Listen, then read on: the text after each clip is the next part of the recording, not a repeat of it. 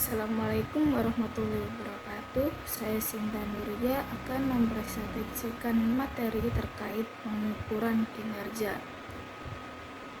Pengukuran kinerja merupakan proses untuk menilai sejauh mana hasil kerja yang dicapai oleh individu ataupun karyawan sesuai dengan tujuan yang telah ditetapkan. Pengukuran ini menjadi penting dalam manajemen kinerja karena membantu organisasi memastikan bahwa setiap aktivitas kerja memberikan kontribusi nyata terhadap pencapaian tujuan organisasi. Pengukuran hasil kerja tidak hanya berfokus pada output, tetapi juga pada kualitas, efisiensi, serta ketepatan waktu dalam penyelesaian pekerjaan. Kunci dalam pengukuran kinerja. Dalam melakukan pengukuran kinerja terdapat 3 komponen utama, yaitu key accountabilities adalah area utama dari suatu pekerjaan yang menjadi tanggung jawab karyawan untuk menghasilkan output. Komponen ini menjelaskan apa saja yang menjadi tanggung jawab utama seseorang dalam pekerjaannya. Yang kedua, expected objective, yaitu merupakan pernyataan mengenai hasil yang ingin dicapai dan bersifat terukur. Tujuan ini harus jelas hingga dapat menjadi pedoman dalam bekerja. Yang ketiga, performance standar, yaitu sebuah standar atau tolak ukur yang digunakan untuk menilai sejauh mana tujuan tersebut tercapai. Standar ini membantu dalam proses evaluasi kerja secara objektif. Selanjutnya, untuk menentukan key accountabilities dilakukan melalui beberapa langkah.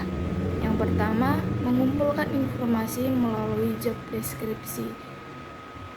Job deskripsi ini memberikan gambaran mengenai tugas dan tanggung jawab karyawan. Yang kedua, mengelompokkan tugas. Tugas-tugas yang memiliki keterkaitan akan dikelompokkan menjadi satu kategori.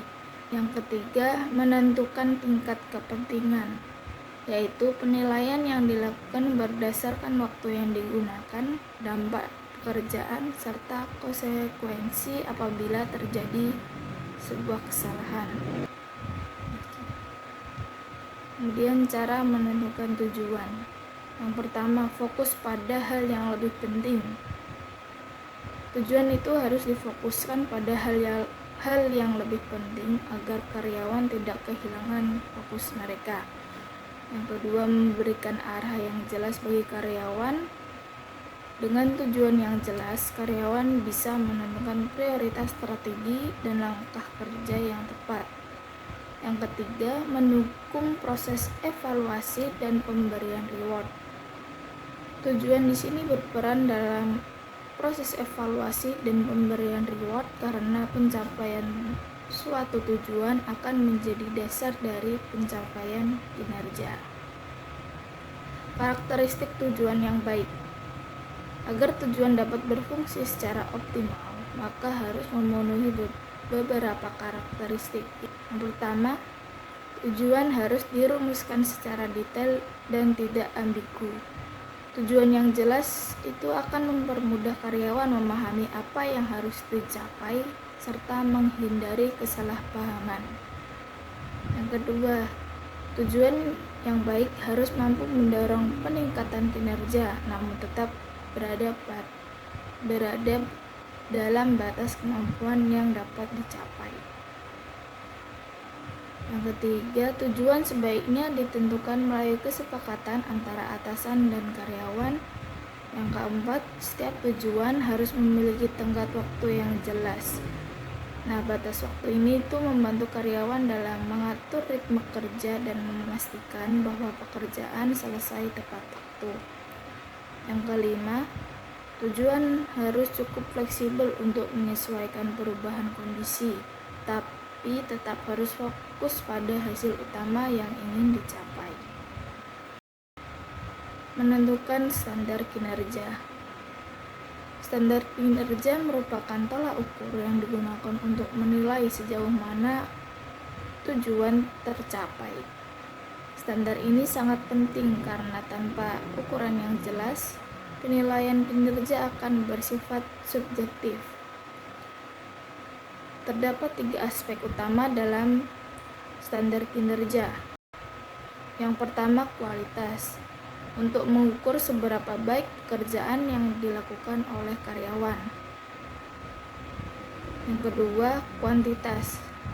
Untuk mengukur jumlah output yang dihasilkan dalam periode tertentu. Yang ketiga, waktu. Untuk mengukur ketepatan waktu dalam menyelesaikan pekerjaan. Komponen dalam standar kinerja. Agar suatu standar kinerja itu dapat digunakan secara efektif, maka harus memiliki komponen yang jelas, yaitu menunjukkan suatu aktivitas atau tindakan yang harus dilakukan seperti menyusun, menganalisis, ataupun menyelesaikan. Yang kedua, batas waktu.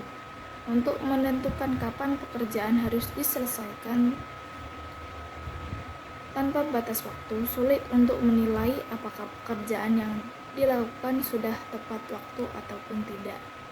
Yang ketiga, indikator terukur, yaitu berupa ukuran yang dapat digunakan untuk menilai keberhasilan baik dari segi kualitas maupun kuantitas.